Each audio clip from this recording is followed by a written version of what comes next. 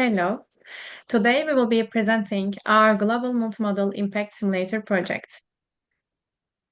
Before we begin, I would like to briefly outline the structure of our presentation. We will start with the introduction part. Next, we will move on to the analysis of the current situation and identifying the key challenges that motivated our solution. Following this, we will present our solution. And after that, we will cover the implementation of GMIS. And finally, we will conclude with the impact of the solution and showing the expected benefits and outcomes. Yes, here you can see the members of our team, Nila Rosenkrantz, Aylin Pak, Doğa Teker, and Eva Kolanino. Okay, I want to start with summarizing the main goal of our solution. As you know, sustainability in urban logistics is becoming increasingly critical. And our key question is, how can cities and logistic operators develop delivery systems that are both environmentally and economically efficient while maintaining low emissions? And we approach this question from three main dimensions: environmental, social, and economical. For the environmental aspect, GMIS aims to optimize urban logistics by reducing last mile delivery emissions. It does this through multimodal transport models. For example, switching from truck to bike or boat to bike to enable more sustainable routing options. Additionally, by using shared capacity models, it minimizes empty vehicle movement and ensures more efficient use of resources. For the social aspect, the platform focuses on promoting safer streets, cleaner environments, and better working conditions by encouraging low emissions vehicles and shared logistics systems. It also increases employee satisfaction as it improves the working environment and conditions for them. For the economical aspect, GMIS not only generates environmental benefits, but also increases profitability for logistics operators.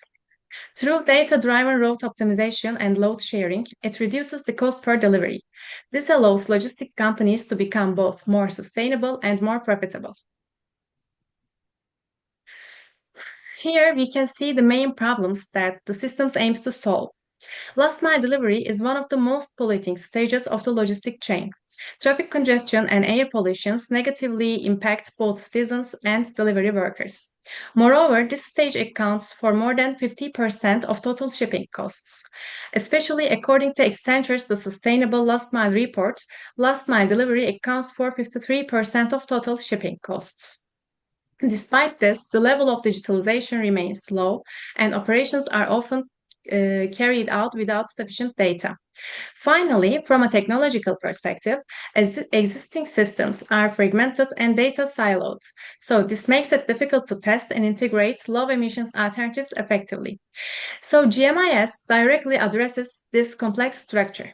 Now, Aylin will explain our simulator to you in more detail.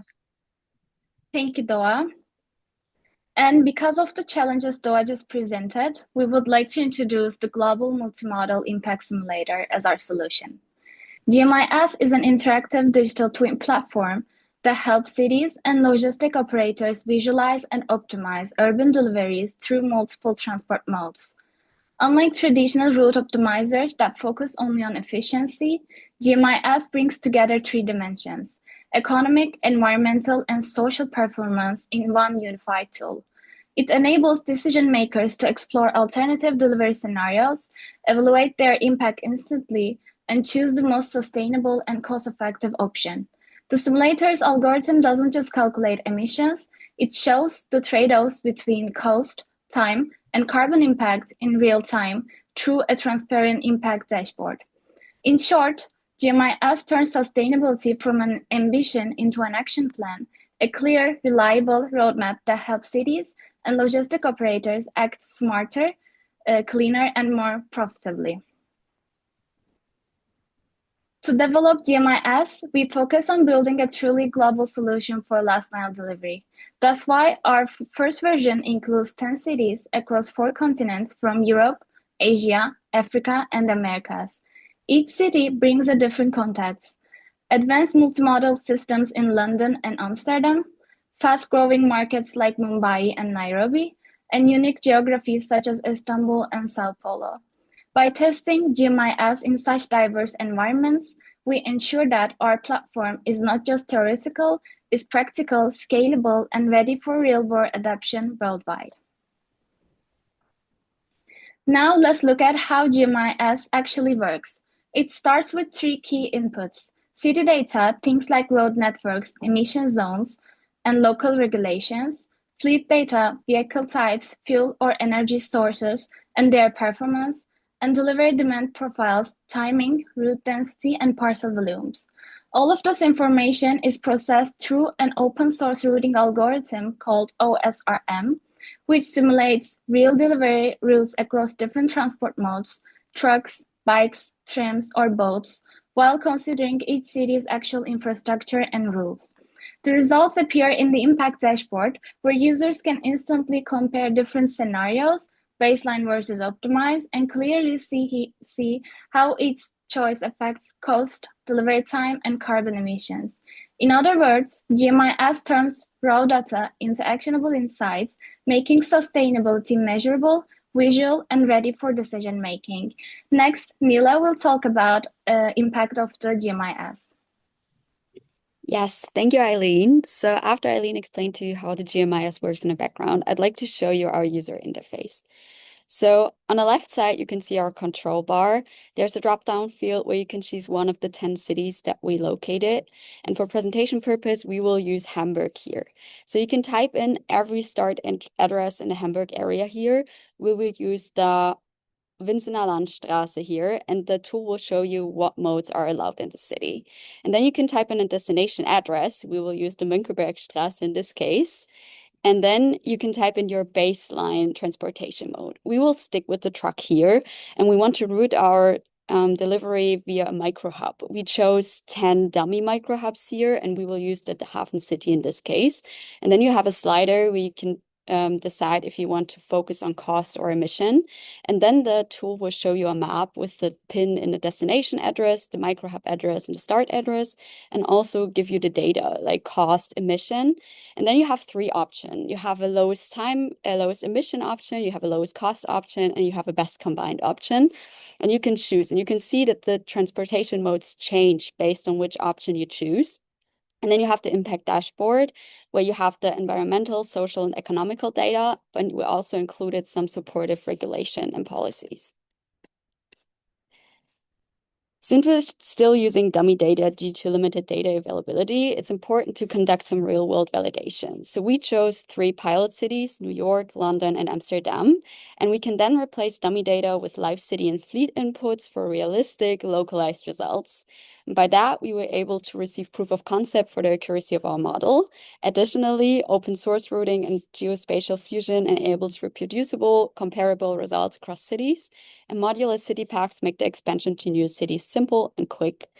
That's why Liam Miller, Chief Logistics Officer at Urban Freight, communicated that our GMIS is exactly the kind of tool that will help with logistic operators to scale sustainability with confidence due to the data overview. And we think that data-driven logistics can make sustainable delivery the default, not the exception. So we want to contribute to the SDGs with a special emphasis on SDG 11 and 13. By reducing congestion, noise, and pollution through last mile delivery, we can increase safety and community well-being. And furthermore, we contribute to overall climate action through emission savings, cost reduction, and the optimized delivery density in urban cities.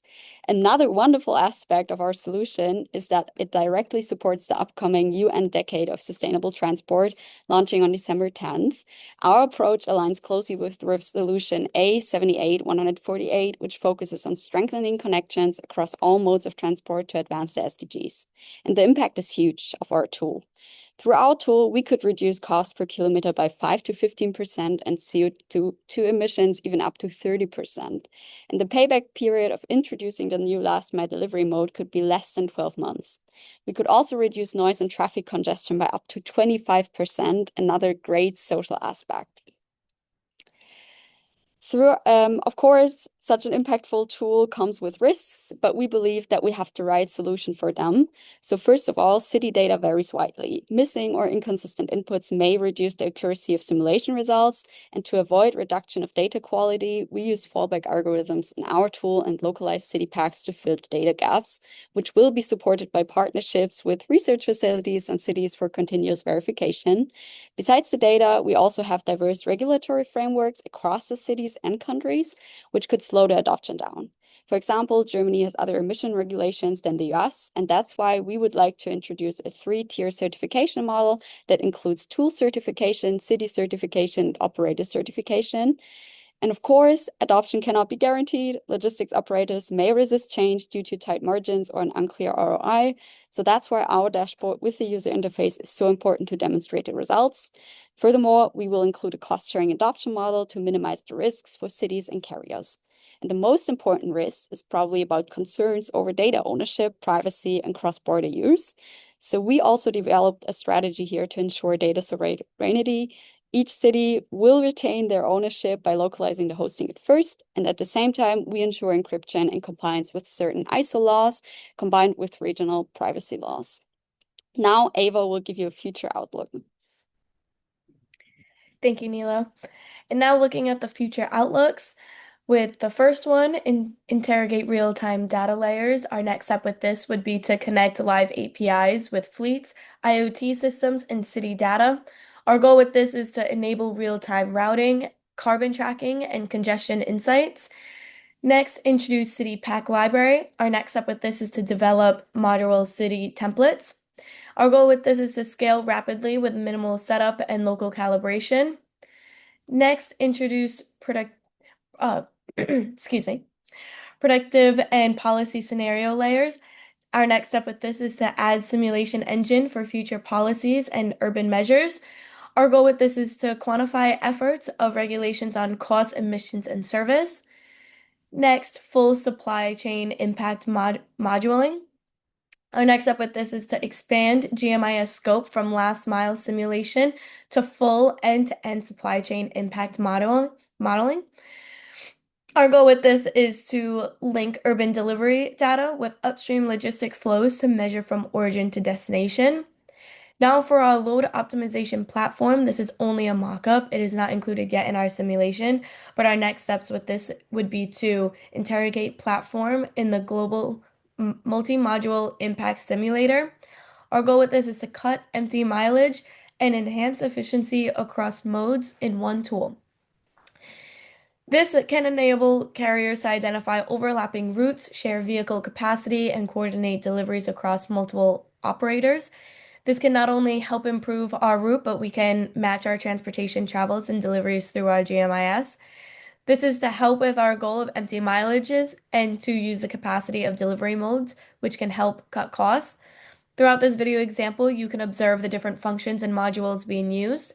You can filter your search to anything specific like deliveries or trucks. There are a variety of offers to choose from, and from there you can match up with an offer and or choose to decline one as well. Everything is coded except for our map, and the data we use is dummy data to show examples of how our GMIS simulation would work. And now we want you to shape the future of urban logistics. You can scan our QR code to try our GMIS live. And if you have any questions, do not hesitate to reach out. Thank you. Okay, thank you very much for that presentation. We'll go into the questions and answers period. We're going to start with Fajat. Fajat, do you have any questions? Oh, yeah. Thanks for the presentation. My question maybe is on because as I understand, right now you are pretty much coming up with a production tool. I mean, correct me if I'm wrong, which can be used like out of the box for somebody like a logistics operator that they want to do some sort of optimization or some sort of like, yeah, multimodal delivery. But I also like to understand that how would you solve or how would you pitch the solution? Let's say if there is a carrier or a shipper who wish to enable this kind of a multimodal transportation, for, let's say it's one urban delivery, maybe truck to bike or whatever, right? Boat to bike, that kind of modality. If they want to exercise, how do you pitch the idea? Like, how do you pitch your solution, that how your solution can help them? Simulation, whatever that you mentioned, right? Simulation, that what kind of inputs you would need from such shipper, and what sort of outputs that you can provide so that it can make a better decision. So, of course, we thought about our stakeholders, and we kind of identified three different stakeholder groups where we also have the carriers. I think probably, for example, the the carrier that you described would fall into this middle section of our stakeholders. And we thought about what the key performance indicators would be. So we have a lot of performance indicators right now included in this tool. We would provide this tool or pitch this tool to this stakeholder, focusing on those three key performance indicators. For every stakeholder, we thought about what's the baseline transportation mode. So we would need from the carrier the baseline, what does he have right now? What does his fleet look like right now? So we can have a baseline, and then we can calculate, okay, which transportation mode would be best. Of course, we don't have a backup of different fleets right now. We just have this tool, but like in the future, we are planning to connect our carriers then with probably also carriers who have this kind of fleet. That's like where the load optimization platform kind of starts and can still be even advanced in the future. I don't know if that answers your question. Yeah, Nili, I mean, I think it's partly, and I'm sorry, I'm not pronouncing your name correctly. And maybe just a second follow-up question on that. So I understand the baseline. Maybe what I'm looking for is, like, in order to set up this baseline, what sort of data that you would need first from the shipper or a carrier? And then once you done with your simulation, how would you present this data? Like, what exactly you will tell that how your baseline model or how your proposed model is different from the baseline? So I'll answer your first question first. The baseline data that we would need is, of Yeah. course, the data that we can compare to the data that we currently have to calculate the other transport options. So the most important data that we would need is the current fleet size, what the fleet consists of. Does the carrier only use trucks or a boat or whatever? What distances does the carrier usually, or what routes does the carrier usually take? How much does it cost? In which countries does the carrier? So a lot of different data from his probably from his logistics department, what they tracked in the past. If they didn't track it, that's what we want to collect basically through our tests, where we would go to different cities, work with different governments, also different institutions, where we would collect data so we can kind of calculate a general answer to it if they don't have the data. And then we would probably use a report after using our software. So we would present the data that we collected or the things that we calculated with our tool to the carrier in a report. That's we would explain it to them, of course, because I think sometimes it can be hard to really understand what the tool did there. So that's what would be important for us, and that's how we would present it to them.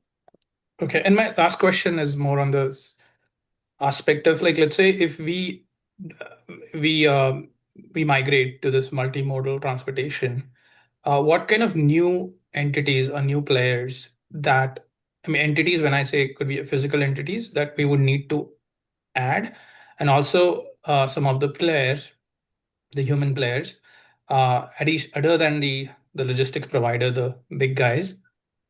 What are the new players that we will need to enable such a sustainable system?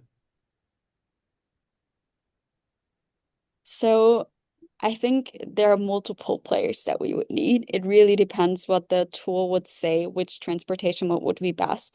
So we included different transportation modes. We also included using, for example, public transport, like buses, overnight buses, trams.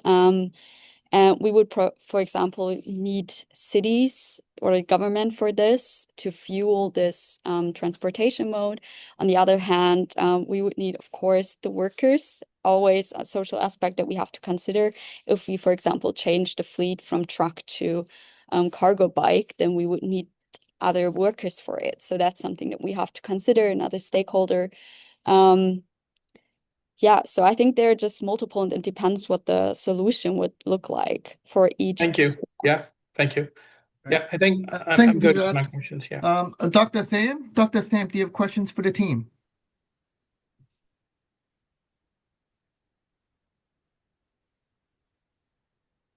Are you Dr. able to Tham, hear are you me? there? Oh, there you are. There you go.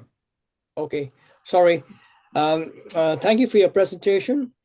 Question is, you know, your solution is presenting a kind of multimodal plan. Okay, how do you encourage interactions between those multimodal nodes in order to promote teamwork?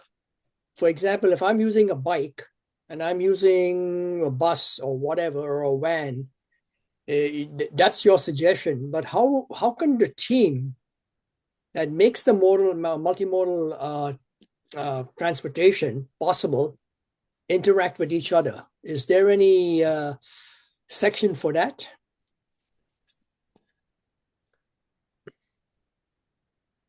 I think the overlaps between the different transportation modes. Currently, we calculate which transportation mode would work best for which route based on the city data that we have. So it's based on data right now. We don't have the human interaction in it right now, but we're starting to integrate it via the load optimization platform because that's where different carriers can upload their delivery modes. Different carriers can interact based on which transports they have planned. And then they can exchange, maybe even if they work together, they could also integrate another transportation mode and exchange those different modes. I think it's a good start, but we don't have the resources for having different fleets. So we're not really in the position right now to have the power over the interaction that would be there right now, but that's what we're working on. So in an ideal world, we will have this different transportation modes. They would all interact with each other. They would give us the data or provide the data to us so we can have the best solution for everyone, also on a human side. Thank you. All right, thank you very much for that answers, and thank you, Fajat. Thank you, Dr. Tham. The results will be announced on December 19th, so best of luck to you all. Thank you so much. Thank Okay, you so bye-bye. much. Thank you. All the best. Best of Thank luck. you.